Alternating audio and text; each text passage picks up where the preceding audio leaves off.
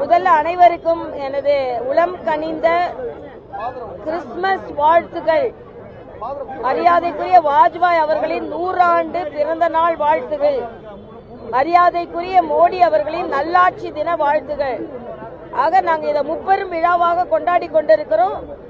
இன்னைக்கு பாரதிய ஜனதா கட்சி என்றாலே மத சார்புடைய கட்சி என்று ஒரு பொய் பிரச்சாரத்தை தொடர்ந்து திமுக, காங்கிரஸ் போன்ற கட்சிகள் தொடர்ந்து சொல்லிக் கொண்டிருக்கிறார்கள். இது தவறு. நாங்கள் எல்லாம் ஒன்றாகத்தான் இருக்கிறோம். ஆனா அரசியலுக்காக பிரித்து ஆள்கிறார்கள் என்பதை நான் இங்கே தெரிவித்துக் கொள்கிறேன். தம்பி ஐயா,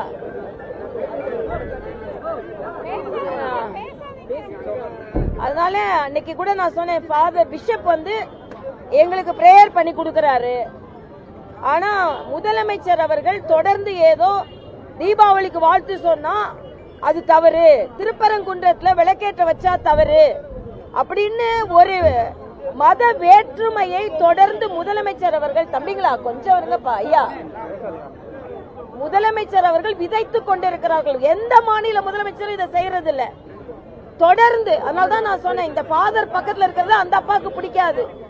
ஆக நீங்க ஆட்சி போகிற நேரத்துல இந்துக்களை நிந்தித்து நீங்கள் ஆட்சி செய்ய வேண்டும் என்று நினைக்கிறீர்கள். இந்த விழாக்கள் நாங்கள் எவ்வளவு ஒற்றுமையாக இருக்கிறோம் என்பது தெரியப்படுத்துகிறது. மரியாதைக்குரிய பாரத பிரதமர் அவர்கள் இன்று தேவாலயத்திற்கு சென்றிருக்கிறார். முதலமைச்சர் அவர்களை என்றாவது ஒரு நாள் கோயிலுக்கு வந்திருக்கிறீர்களா? இதான் நாங்க வைக்கின்ற கேள்வி.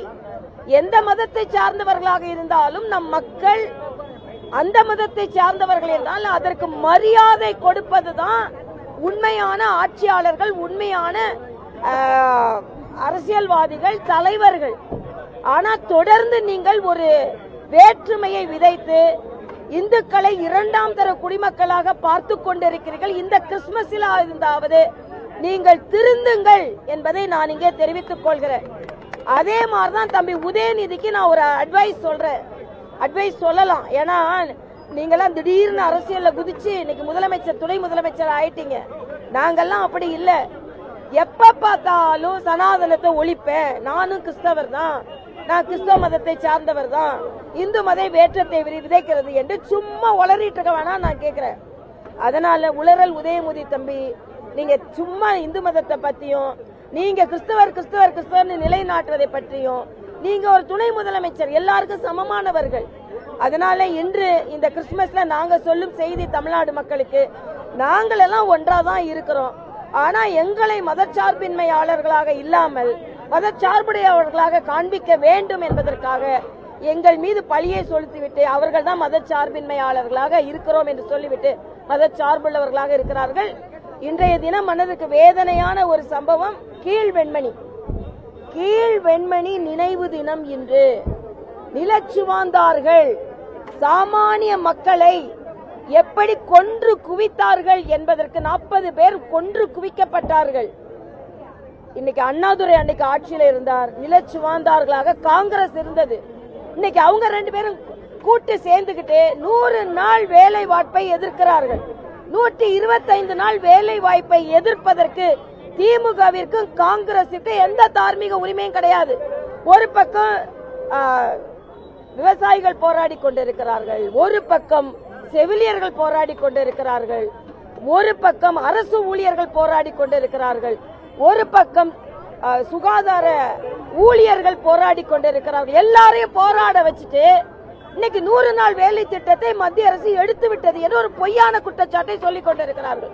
இன்னைக்கு 125 நாள் ஆக்கியிருக்கோம். அது மட்டுமல்ல, இந்தியாவிலேயே 100 நாள் வேலை வாய்ப்பு திட்டத்தில் அதிக ஊழல் நடந்தது தமிழ்நாட்டில் தான். எல்லாவற்றிற்கும் மேலாக நேற்று 2 மூதாட்டிகள் உயிரிழந்திருக்கிறார்கள். இந்த கூட்டத்திற்கு, இந்த ஆர்ப்பாட்டத்திற்கு வரணும்னு வராதவர்களை கட்டாயப்படுத்தி கூட்டி வந்து இன்னைக்கு 2 மூதாட்டிகள் இறந்திருக்கிறார்கள். ஆக நீங்க தான் இன்று ஒரு பொய் பிரச்சாரத்தை செய்து கொண்டிருக்கிறீர்கள். திராவிட முன்னேற்ற கழகத்தை மக்கள் மன்னிக்க மாட்டார்கள். ஏன்னா விரிவுபடுத்தப்பட்ட ஒரு திட்டத்தை எடுத்துட்டாங்க அப்படின்னு பொய் சொல்லிக் கொண்டிருக்கிறீர்கள் என்பதை நான் இங்கே பதிவு செய்கிறேன். 2026 தமிழகத்திற்கு ஒரு விடிவு காலம், விடியல் சொல்லி விடிவு காலம் இரட்டை இலையினாலும் தாமரையினாலும் தான் கொடுக்க முடியும் என்பதை நான் இங்கே பதிவு செய்கிறேன்.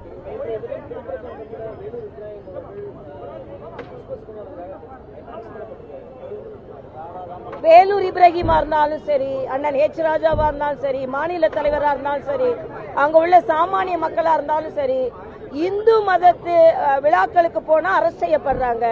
வேலூர் இப்ராஹிம் என்ன சொல்றாரு, மத்த முஸ்லீம்களை அனுமதிக்கிறீங்களே, அனுமதிக்கிறீங்களே, என்னையே அனுமதிக்கல. அப்ப எல்லாத்துக்குமே நீங்க காவி சாயம் தான் பூசுவீங்கன்னா, நாங்க காவிகள் தான் இல்ல, சங்கிகள் தான். ஆனா சங்கியும் முஸ்லீமா இருக்காருன்றத புரிஞ்சு கொள்ளணும். ஆக எல்லா முஸ்லீமையும் நீங்க அனுமதி செய்வீங்க, சங்கி முஸ்லீமா தான் அனுமதிக்க மாட்டீங்களா? ஆக நீங்க தான் வேறுபாடு விதைத்து கொண்டிருக்கிறீர்கள் என்பதை நான் தெரிவித்துக் கொள்கிறேன். இன்றைய காலகட்டத்தில் நாங்கெல்லாம் ஒன்னா தான் இருக்கோம். வேலூர் இப்ராஹிம் எங்கிட்ட இருக்காரு, ஜான்சன் எங்க கூட இருக்கிறாரு, செஞ்சீவி எங்க கூட இருக்கிறாரு, எல்லாரும் ஒன்னா தான் நாங்க இருக்கோம்.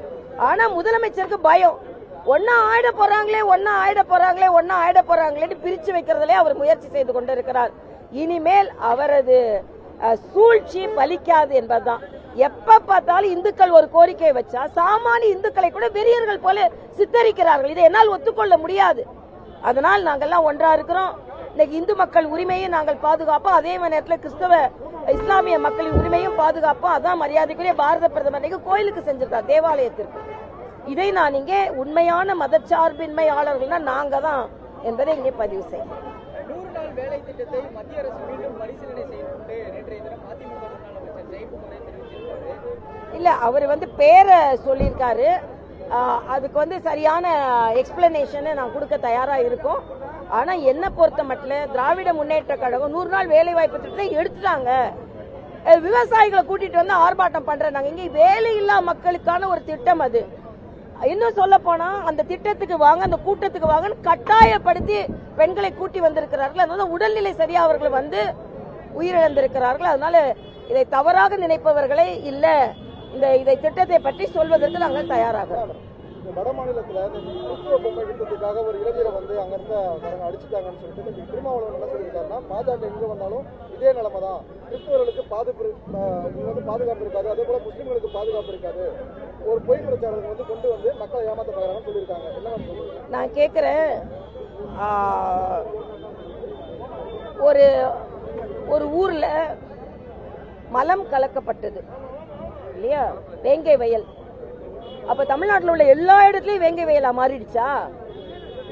அங்கொன்றும் இங்கொன்றும் நடப்பதை நான் என்னைக்குமே நியாயப்படுத்தல. யாரோ நடத்துறதெல்லாம் நாங்க தான் நடத்துறோம்னு நீங்க ஸ்டாம்ப் குத்துனீங்கன்னா, அப்புறம் நீங்க நடத்துறது எங்கெங்க நடத்துறது உங்க மேல நாங்க ஸ்டாம்ப் குத்துவோம். மறுபடியும் சொல்றேன், நாங்க இங்க ஒன்னா தானே இருக்கோம்.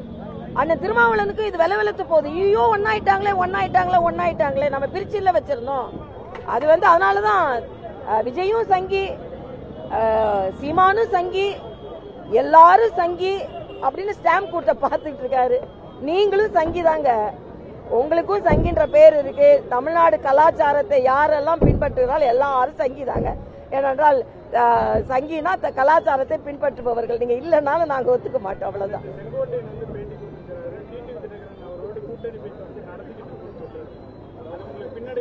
இல்ல, எங்களுக்கு எதுவுமே பின்னடைவு ஏற்படுத்தாங்க. அந்தந்த கட்சிக்கு கூட்டணி பேச்சுவார்த்தை நடத்துவது அவரவர்கள் உரிமை. ஆனா நாங்க தேசிய ஜனநாயக கூட்டணியாக பலம் பொருந்தியவர்களாக இருக்கிறோம் என்பதுதான். நான் மறுபடியும் தம்பி விஜய்க்கு சொல்றேன், நீங்க தனியா நின்று ஒன்னும் செய்ய முடியாது. எல்லாம் இணைந்தா மட்டும்தான் வெற்றி பெற முடியும். அதனால வீணா போயிடாதுங்க. நான் ஒரு கோரிக்கை வைக்கிறேன், எல்லாரும் சேர்ந்து திமுக வீட்டுக்கு அனுப்புவோம். நான் தனியா நின்று வீணா போயிடாதுங்க. அதெல்லாம் ஒண்ணு இல்லப்பா. அப்படி பார்த்தா வாஜ்பாய், இன்னைக்கு வாஜ்பாய் தினம், பிறந்த தினம், திமுக சங்கியாக மாறிய தினமும் கூட இல்லையா? சங்கியா ஆனாங்க, அப்புறம் சங்கியா வெளியே போயிட்டாங்களா? திமுக எங்க கூட கூட்டணியே வைக்கலன்னா பரவாயில்ல, சங்கியா தங்கல் அவ்வளவுதான். அதனால வருங்காலத்துல தங்கெல்லாம் செய்வாங்க, கவலை இல்ல. அதனால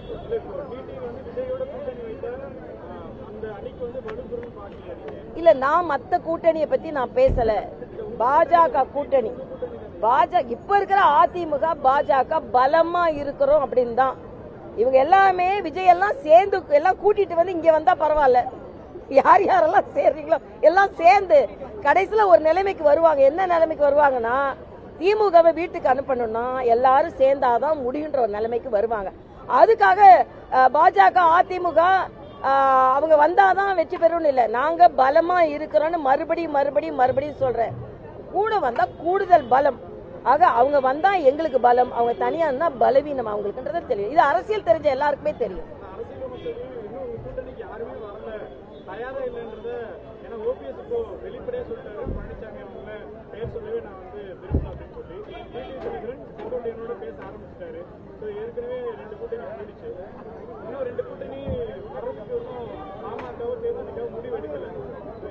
இல்ல, நான் ஏற்கனவே சொல்றேன், ஒன்னு ஆண்டு கொண்டிருந்த இருக்கிற கட்சி, ஒன்னு ஆண்ட கட்சி. இரட்டை இலையோடு தாமரையே பலம் பொருந்தியவர்களாக இருக்கிறார்கள். மற்றவங்க வந்தா கூடுதல் பலம், வரவில்லை என்றால் பலவீனம் அல்ல. இதை நான் தெளிவுபடுத்துகிறேன். வரவில்லை என்றால் பலவீனம் இல்ல, நாங்க பலமா இருக்கிறோம். வந்தா கூடுதல் பலம். இல்ல, யார் வராலும் பின்னால வருவாங்க, வரவே மாட்டாங்க நான் சொல்ல மாட்டேன். இப்ப நாங்க 2 பேர் இருக்கோம், வருங்காலத்துல திரண்டு வருவாங்க, அதுல எந்த சந்தேகமும் இல்லை. தேர்தலுக்கு முன்னால ஆனா எப்படியா திமுக வீட்டுக்கு போகும்பா, திரண்டு வராங்களா மிரண்டு வராங்களா, இல்லனா நாங்க 2 பேர் இருக்கோமா, அவங்க எங்க கூட வராங்களா வரலையா, நாங்க திமுக வீட்டுக்கு அனுப்புவோம்.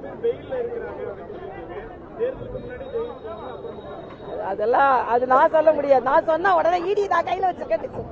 அதனால தான் நேற்று நான் சொன்னேன், நாங்க அயோத்திக்கு ரயில்ல அனுப்பணும். பல பேர் ஜெயிலுக்கு போகாம பெயில்ல இருக்காங்க. நாத்திகவாதிகள் ஆன்மீகவாதிகள் ரயில்ல போயிட்டு இருக்காங்க. அதனால நாங்க எதா இருந்தாலும் ஃபெயில் ஆக மாட்டோம்ப்பா. ஃபெயில் ஆக போக வேண்டியது டிஎம்கே.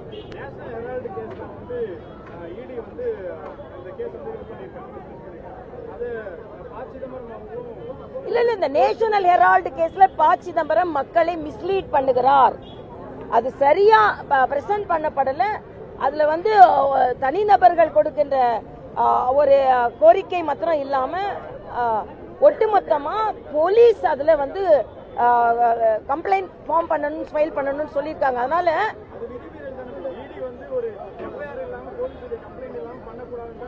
இல்ல, அதனால அவங்க குற்றமற்றவர்களை ஈடி செய்ததுக்கெல்லாம் நான் பதில் சொல்ல முடியாது. அப்படிலாம் சொல்ல முடியாது. அது அன்னைக்கு விவரம்னா சொல்லிட்டு இருப்பாரு. திருப்பியும் அந்த கேஸ் நடக்கும், அப்புறம் என்ன பிரச்சனைன்னு பாப்பாங்க.